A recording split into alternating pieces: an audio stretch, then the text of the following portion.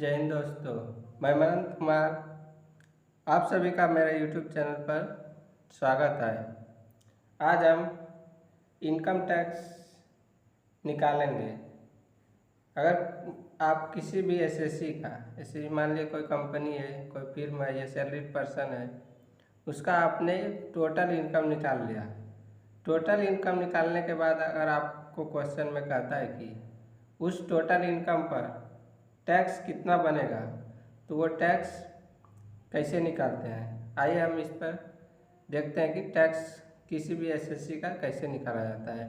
मान लिया कि कोई फर्म है, उसका कुछ इनकम है, मान लिया टोटल इनकम कुछ है। अब उसका जो इनकम है, शॉर्ट टर्म से भी कुछ इनकम है, कुछ लॉन्ग टर्म से है, कुछ सैलरी से है, कुछ हाउस प्रॉपर्टी से है।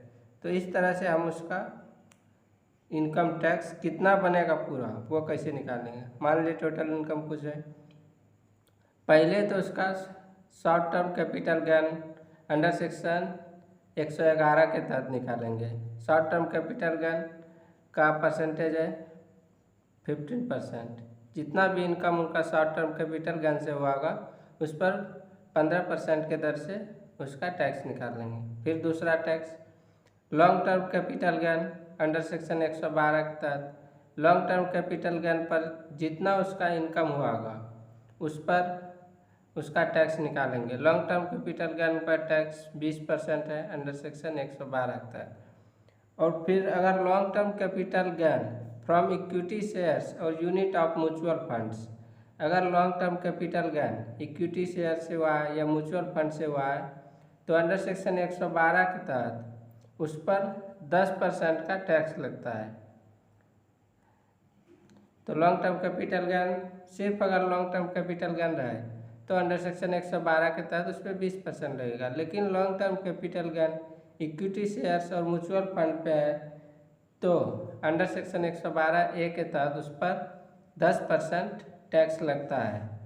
फिर आप long term capital gain, short term capital gain पे टैक्स निकाल लें। उसके बाद जो बैलेंस इनकम बना, टोटल इनकम में से इतना का टैक्स निकालने के बाद जो बैलेंस इनकम बना, उस पर जो टैक्स एवरेज रेट है उसके अनुसार से निकालते हैं। ये 2.5 लाख पर कोई नहीं, 2.5 लाख से 5 लाख 5%, और 5 लाख से ऊपर 20%, उस हिसाब से टैक्स फिर कैलकुलेट करते हैं। फिर टोटल इनकम टैक्स उसका पूरा हो गया कितना, जो पहला निकाले थे, दूसरा, तीसरा और चौथा, चारों को जोड़ के उनका टोटल इनकम टैक्स हो गया। अब उसमें से लेस करेंगे। लेस क्या करना है, रिबेट देते हैं अंडर सेक्शन 87A के तहत। अगर किसी एसएससी का या किसी फिल्म कंपनी का टोटल इनकम 5 लाख से कम है, अगर किसी एसएससी का टोटल इनकम मान लिए 5 लाख से कम है, 5 लाख से कम है, अगर किसी एसएससी का टोटल इनकम 5 लाख से कम है, तो उस एसएससी को रिबेट मिलता है अंडर सेक्शन 87A के तहत। रिबेट कितना मिलेगा, 12,500 रुपया, या जितना उसका टैक्स बना वो पूरा रिबेट मिलेगा।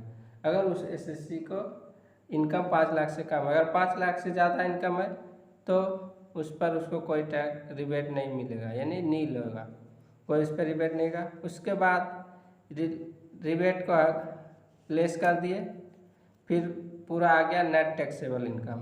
नेट टैक्सेबल इनकम में अब दो चीज़ जोड़ते हैं, एक सरचार्ज और एक हेल्थ और एजुकेशन सेज। सरचार्ज का, अगर किसी फिल्म का टोटल इनकम 1 करोड़ से कम है तो उस पर सरचार्ज नहीं लगता, यानी 0%। अगर किसी फिल्म है उसका टोटल इनकम 1 करोड़ से 10 करोड़ के बीच में है तो उस पर सरचार्ज 12% लगता है। और अगर किसी एसएससी का टोटल इनकम 10 करोड़ से ज़्यादा है तो उस पर उसका सरचार्ज 7% से लगेगा सरचार्ज। फिर आप हेल्थ एंड एजुकेशन से ये 4% है, फिर ये 4% ये जुटेगा, तब टोटल टैक्स पेएबल होगा net income tax payable plus surcharge plus health and education cess. ये पूरा ऐड करके किसी भी एसएससी या फिल्म का, कंपनी का आप टोटल इनकम टैक्स की गणना कर सकते हैं। तो आप इस तरह से किसी भी एसएससी का इनकम टैक्स की गणना कर सकते हैं टोटल इनकम निकालने के बाद। धन्यवाद।